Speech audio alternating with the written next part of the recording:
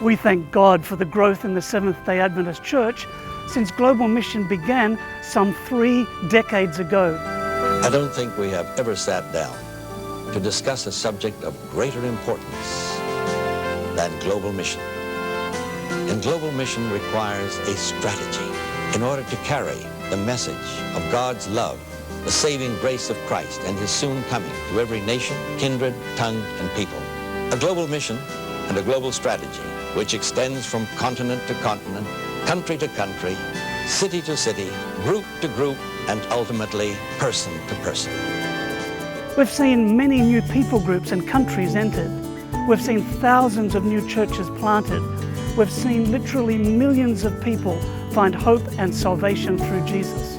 Of course, many mission challenges still remain, but that's nothing new. When the good news about Jesus spread from Jerusalem some 2,000 years ago, it didn't happen because the apostles came together, planned together, prayed together and said, "I will go." No, sadly, it really only happened as a byproduct of persecution. When the believers fled Jerusalem for safety, they then shared the good news in the places where they landed, like Syrian Antioch, where the church was started by refugees from Jerusalem. Today's Antioch, now called Antakya, is located just over the Turkish side of the border and is still a destination for refugees. Tens of thousands of refugees have poured over the border from Syria in the past few years. It was here in Antioch that the followers of Jesus were first called Christians. Just over the hill is a cave that was one of the first cave churches where they believed was one of the places where those early Christians met. This soon replaced Jerusalem as the mother church, and it became the base for sending out missionaries. The Apostle Paul launched his missionary journeys from here, planting churches throughout Turkey and the then known world. Today, Antakya is in the heart of the 1040 window, one of our most challenging mission areas, where more than 60% of the world's population lives. In this window, there are some 7,000 unreached people groups.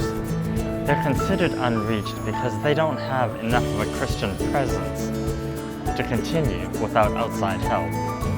In this window, you find some of the world's poorest people and also some of the world's richest.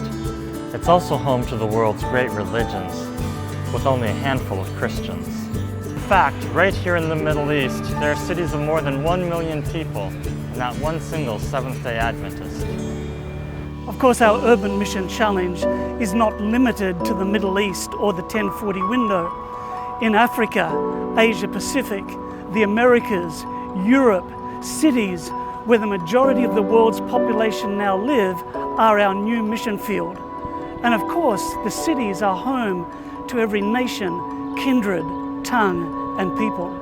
In any large city today, you'll find ethnic enclaves or neighborhoods such as Little Italy, or Chinatown, or Little India, or Little Korea. The list goes on, because people like to stick together. And in the large cities, you will also find every conceivable religion, or belief system, or non-belief system. And it's this last group, the non-believers, the secular, the post-Christian, those who live their lives without any reference to God. It's this rapidly growing group that is a particular mission challenge. How do we even begin to reach people who don't believe in God and have never even seen a Bible? How do we even begin to reach people who are rich and increased with goods and feel as if they have need of nothing? These are questions that have confronted the church in Australia, New Zealand, Europe for many years. Now they're starting to confront the church in every world territory. Behind me is St. Mark's, which was built in the 1820s as a Church of England chapel.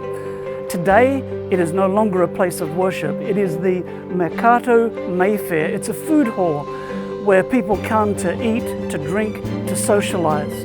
And it's like hundreds of other former churches throughout England, throughout Europe, that no longer serve their original purpose. They have become apartments, they have become restaurants and bars and art galleries and yoga studios, everything except that original purpose. And they are symbolic of the new post-Christian society that we are facing. Today we look at the growing secular and post-Christian populations. We look at the adherents of other world religions and the people groups in the 1040 window. We look at the cities.